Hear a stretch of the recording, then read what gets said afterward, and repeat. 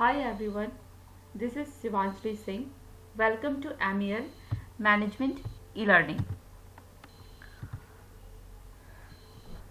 Today we will solve the MCQ pattern of SHRM. आज हम लोग SHRM का क्वेश्चन पेपर सॉल्व करेंगे इन MCQ पैटर्न. अभी अगर आप फोर्थ सेमेस्टर में हो या BBA फाइनल सेमेस्टर में हो तो ऑलमोस्ट सारी यूनिवर्सिटी MCQ पैटर्न में एग्ज़ाम ले रही है.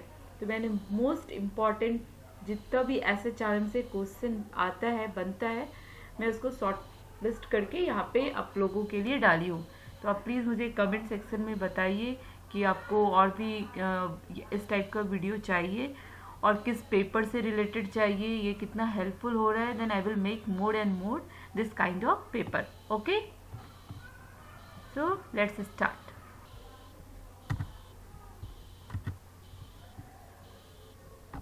पहला क्वेश्चन है, in strategic human resource management HR strategy are generally aligned with.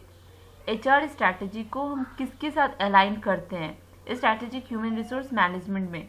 तो बिजनेस स्ट्रैटेजी के साथ हम अलाइन करते हैं HR एक्टिविटी को to perform the strategic human resource management. Okay, तो option number A is correct. ये डेफिनेटली ये क्वेश्चन अगर आप SHRM का पेपर दे रहे हो तो ये डेफिनेटली 100% श्योर ये क्वेश्चन आएगा. सो प्लीज़ अब SHRM का डेफिनेशन के अंदर से ये क्वेश्चन आता है. डेफिनेशन बोलता है SHRM का कि जो भी HR एक्टिविटी है ओके उसको हम लोग क्या अलाइन करते हैं बिजनेस स्ट्रैटेजी से in order to gain the competitive advantage and performance को इम्प्रूव करने के लिए, बिजनेस परफॉर्मेंस को इम्प्रूव करने के लिए. ठीक है.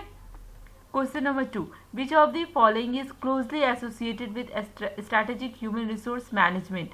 Okay, this is also most important question. इस क्वेश्चन में क्या बोल रहे हैं, कौन सा ऑप्शन क्लोजली एसोसिएट है स्ट्रैटेजिक ह्यूमन रिसोर्स मैनेजमेंट से?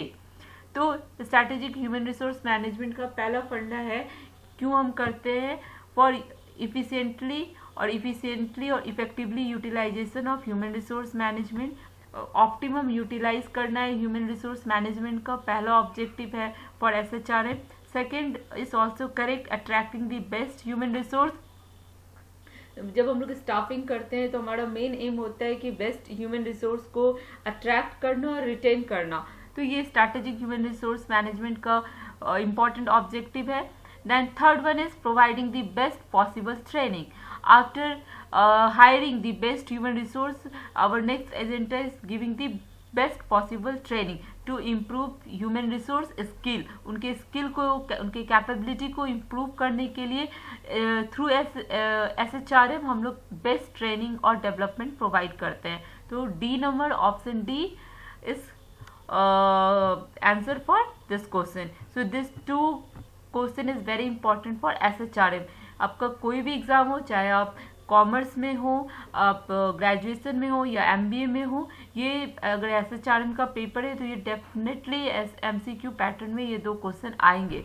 Okay, now next question, treating employees as precious human resource is the basis of approach. Question पूछ रहा है कि ट्रीटिंग एम्प्लॉयज, जो एम्प्लॉय है उनको ट्रीट किया जाता है as a precious human resource, as a important human resource. इस कौन से अप्रोच पे ये बेस है? तो हमेशा जब सॉफ्ट आता है कि सॉफ्टली ट्रीट करते हैं ह्यूमन बीइंग को, then it is come under the soft HRM.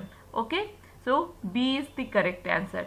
Now fourth, strategic human resource management aim to achieve competitive advantage in the market through people. The correct answer is C. क्यों? क्योंकि human resource क्या करता है, human skill को improve करता है, उसकी capability को इम्प्रूव करता है by using different type of strategy. Best hire करते हैं, देन ट्रेन करते हैं, उनको डेवलप करते हैं.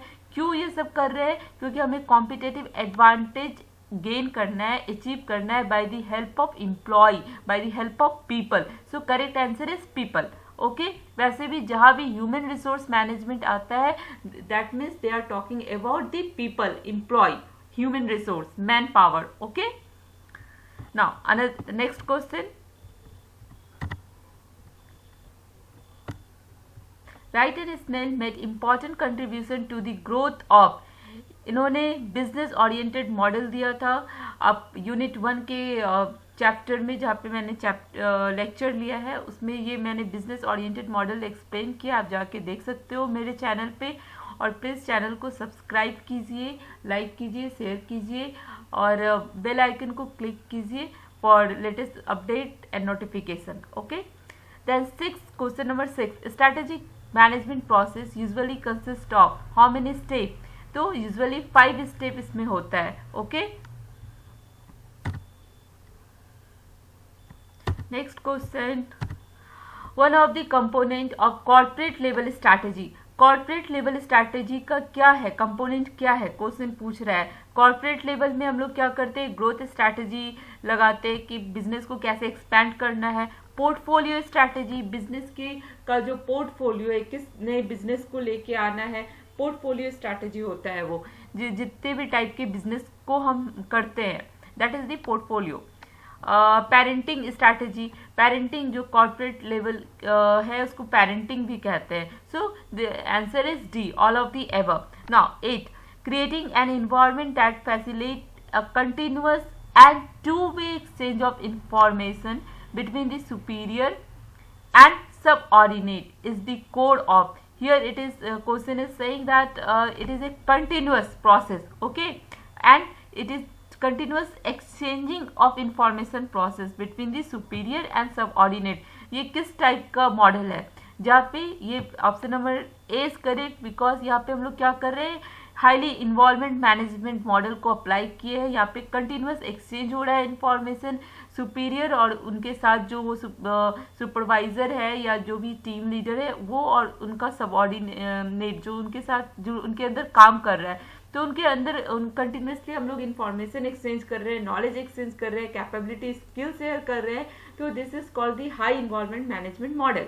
ओके, तो option A is correct. Now next question, what is meant by strategic human resource management, strategic human resource management का meaning क्या है, अर्थ क्या है, स्ट्रैटेजिक ह्यूमन रिसोर्स का अर्थ क्या है। यहाँ पे हम लोग जो ह्यूमन रिसोर्स है, ह्यूमन रिसोर्स का जितना भी एक्टिविटी है, okay, recruitment, planning, selection, training, development, motivation, compensation, separation, all activity जो भी ह्यूमन रिसोर्स के अंदर परफॉर्म किया जाता है उसको यहाँ पे लिंक करते हैं बिजनेस स्ट्रैटेजी से in order to improve the organizational performance.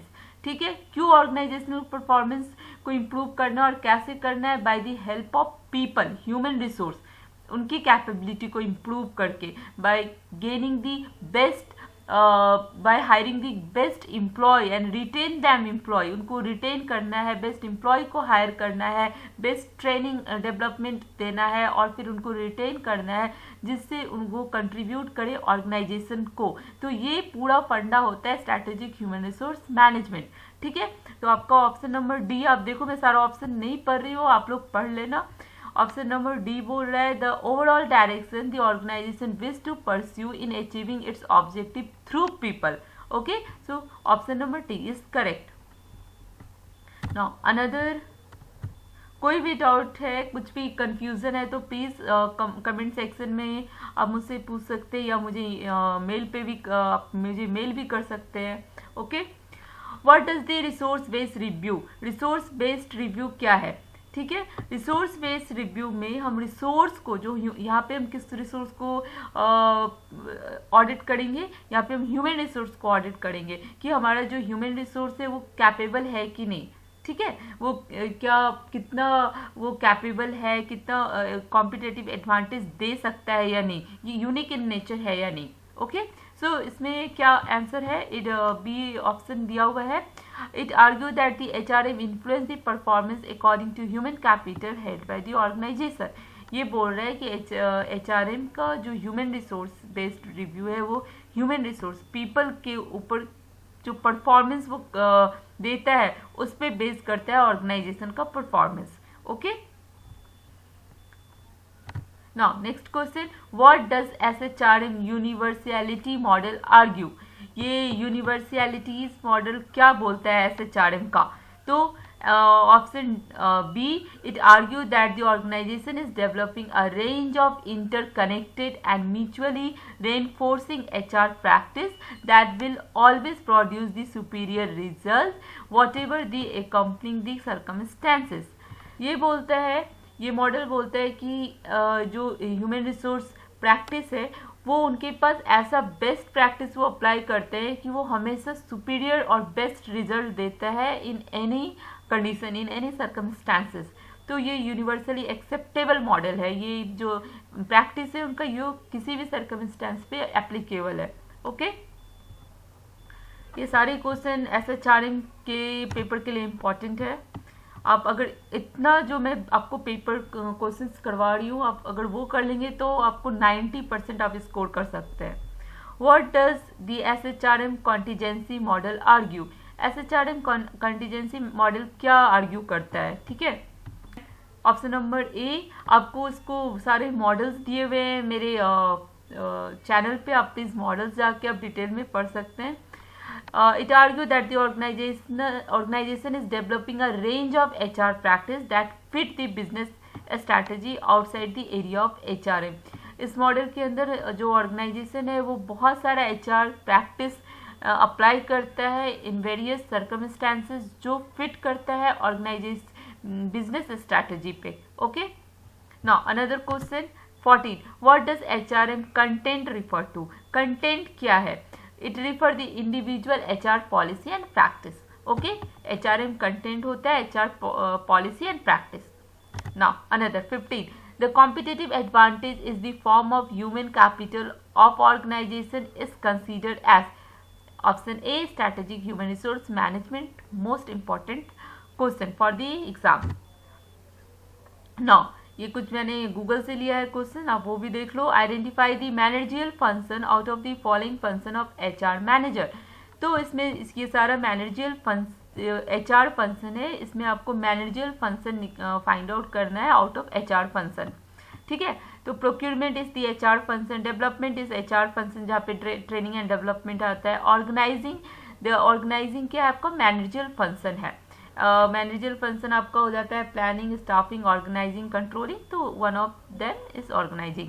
ठीक है, then second, which of following is the example of operative function of HR manager. अब ये सारे फंक्शन में से कौन HR मैनेजर का फंक्शन है?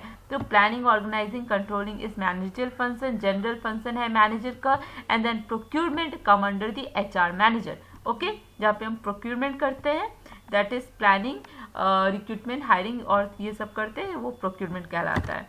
Now third, the scope of human resource management include. The scope क्या है ह्यूमन रिसोर्स मैनेजमेंट का? हर एक फील्ड में, प्रोक्यूरमेंट के फील्ड में है जहाँ पे हम लोग प्लानिंग कर रहे हैं, रिक्रूटमेंट कर रहे हैं, सिलेक्शन कर रहे हैं, डेवलपमेंट में है जहाँ पे ह्यूमन रिसोर्स जो इम्प्लॉय हैं उनके स्किल, उनके कैपेबिलिटी को इम्प्रूव कर रहे हैं, then compensation. So all of the above. Now human resource management is normally in nature proactive. क्योंकि प्रोएक्टिव दैट मीन्स पहले से प्लान करके रखना, पहले से स्ट्रैटेजी बना के रखना. रिएक्टिव मतलब कुछ सर्कमस्टेंस हो जाने के बाद, कुछ इशू हो जाने के बाद रिएक्ट करना. So mostly the human resource management is normally in proactive in nature. The human resource management function at. Human resource management function क्या है? तो developing the organization deal with its employ in different stage of the employment. Okay, now which of the following apply describe the role of line manager and staff advisor. ये आपका previous year के भी question में पूछा है. इसमें most of बहुत सारा क्वेश्चन आपके प्रीवियस ईयर के क्वेश्चन पेपर में पूछा है जो MCQ पैटर्न में था, तो वो भी मैंने डाला हुआ है. AKTU यूनिवर्सिटी का मैंने क्वेश्चन पेपर सॉल्व करके डाला है, उससे बहुत सारा क्वेश्चन है.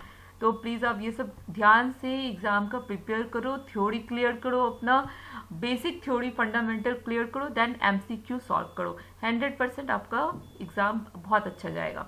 Now coming to question, the staff advisor और लाइन मैनेजर क्या होता है? स्टाफ एडवाइजर वो होता है जो एडवाइस देता है during the development formulation of strategy. Line manager वो होता है जो स्ट्रैटेजी फॉर्मुलेट होके आता है, उसको हेल्प करता है इम्प्लीमेंटेशन में, एक्शन में लाने में. ठीक है, तो option number A, the staff advisor focus more on developing the HR programs while the line manager are more involved in implementation of those programs. Okay, now another question. Human resource management is the formal part of organization responsible for all of following aspect of the management of human resource except. अच्छा, इसको सिर्फ पूछ रहे हैं कि जो हमारा human resource management है वो सारे फंक्शन में इन्वॉल्व है, रिस्पॉन्सिबल है ये सब चीज़ों के लिए जो भी ऑप्शन में दिया है एक्सेप्ट वन। तो strategic development analysis of course ये SHRM का फंक्शन है। सिस्टम प्रोसेस प्रोसीड्यूर ये भी आपका प्रोसेस है। Then policy making implementation enforcement ये भी है आपका पॉलिसी, HR पॉलिसी बनाते हो, इम्प्लीमेंट करते हो। Another is the related to finance, so it is related to finance management, so option D. Now another question. To address the challenge and opportunity they face, organization engaged in the process of strategic management और strategic management is, strategic management आपका long term होता है, organisational strategy पे focus होता है, business strategy पे focus होता है, और ये इसमें हम लोग क्या करते हैं, स्ट्रैटेजी को फॉर्मुलेट करते हैं, इम्प्लीमेंटेशन करते हैं। So option number C. Then strategic human resource management involve, ये ऑलरेडी हम लोग डिस्कस कर चुके हैं। All of the above, planning करते हैं, फोरसाइट दैट मीन्स दूरदर्शी, मतलब हम फ्यूचर प्लान कर रहे हैं, यहाँ पे दूर का प्रोएक्टिव इन नेचर होता है। Okay, analytical decision making, analytical यहाँ पे हम है, डिसीजन जो हम लेते हैं वो एनालिटिकल है, इवेलुएट करते हैं, बेस्ट ऑप्शन को चूज करके इम्प्लीमेंट करते हैं। Okay, then setting the employment standard and policy. SHRM is all about to improve the employment standard and policy, HR policy. Okay, then third one is linking the human resource with strategic objective to improve the performance. So ये भी most important है, आप ये सब आराम से अच्छे से देख लो। बैलेंस स्कोर कार्ड क्या होता है? ये बैलेंस स्कोर कार्ड ये टूल है to evaluate the effectiveness of human resource management, जिसको कैप्लन एंड नॉर्टन ने आइडेंटिफाई किया था। तो it focus on how well organisation resource for utilise. Okay, तो ये एक टूल है जिसमें हम लोग ह्यूमन रिसोर्स का जो भी फंक्शन होता है उसको इवेल्युएट करते हैं कि कितने अच्छे से जो भी स्ट्रैटेजी बना है वो एप्लीकेबल हो रहा है। ठीक है, सो यहाँ पे द स्कोर पूछ रहे थे, balance score card process that organisational success depend on. तो इसमें ऑप्शन नंबर डी है, ability to develop a complete list of cause and effect relationship driving the firm success. Okay, now another question, Crochan and Brockie model of SHRM has 3 element. तो ये 3 element क्या है? External environment, human resource management and IR system effectiveness. Okay, external देखते हैं, अंदर का हमारा HR का सिस्टम देखते हैं, और IR जो हमारा इंडस्ट्रियल है उसको देखते हैं। Okay, now another critical role of SHRM application tool is to develop better strategic management process to deal with the dynamic change environments today organization face। ये भी बहुत बार पूछा है क्वेश्चन में, ये भी पूछा है in which of decade did HRM originate। तो 80s इवेल्युएशन से है। Now another, which consulting companies associated with the concept of talent management, McKinsey, this one. Then why employee is interested in employee engagement, employee engagement क्यों करते हैं? To motivate the employee, so because the engaged employee are more motivated and prefer to give their best make of the firm success। Okay, I think आपको clear हो रहा होगा सब। Now ये सारा क्वेश्चन रिपीटेड है, प्रीवियस ईयर में आया हुआ है सारा। What measures are typically involve in rationalising of business. Rationalisation क्या होता है? रैशनलाइजेशन एक्चुअली रिड्यूस करते हैं कंपनी के साइज को और कॉस्ट को कट करते हैं। ठीक है, तो यहाँ पे आपका डाउन साइजिंग एंड डिलेयरिंग जो प्रोसेस है जिसमें हम एम्प्लॉय कट करते हैं या बिजनेस का जो एक्सपेंशन है उसको कट करते हैं। So option number is C. Then what kind of practice outlined below are typically associated with non-standard working and flexibility। ये पूछ रहा है कि कौन सा प्रैक्टिस typically associated है non standard, not here is asking standard, here is asking non standard. तो non आपका 9 to 5 working hour is the standard time. okay, so this option is not applicable for, here is asking non standard। तो इसमें हम second option देखते हैं, the reduction in distinction between the standard. Okay, जहाँ जो standard time है उसके अलावा काम करना, अनसोशल आवर, छुट्टी के दिन काम करवाना, ऑफिस आवर के बाद काम करना, एक्स्ट्रा काम करना, ये सारा जो है नॉन स्टैंडर्ड वर्किंग और फ्लेक्सिबिलिटी के अंदर आता है। So option number B. Now next, which of following is not limitation of sort. Sort का ये सारा जो है सॉर्ट से रिलेटेड है, पर इसमें पूछ रहे हैं which are not a limitation. Okay, तो sort focus on external environment is too broad and integrative. So ये लिमिटेशन नहीं है सॉर्ट का, क्योंकि हम जब एक्सटर्नल इन्वायरमेंट को एनालाइज करते हैं तो हमें अपॉर्चुनिटी पता चलता है। ठीक है, अगेन ये रिपीटेड क्वेश्चन है, ये सारा रिपीटेड क्वेश्चन है। Okay, then thank you for watching and please आप कमेंट सेक्शन में अपनी कुछ भी कंफ्यूजन है तो आप पूछिए। इसको लाइक कीजिए, अगर आपको हेल्पफुल हो रहा है तो शेयर कीजिए अपने फ्रेंड्स में, और प्लीज़ सब्सक्राइब कीजिए, बेल आइकन पे क्लिक कीजिए। और जो भी रिसेंट मैं अपलोड करूँगी क्वेश्चन आंसर, अभी मोस्टली मैं एमसीक्यू पे फोकस कर रही हूँ, क्योंकि सारी यूनिवर्सिटी एमसीक्यू पैटर्न पे ही एग्ज़ाम ले रही है। तो आप अगर कॉमर्स और मैनेजमेंट के स्टूडेंट हैं तो आपके लिए बहुत बहुत हेल्पफुल होने वाला है ये। Okay, thank you.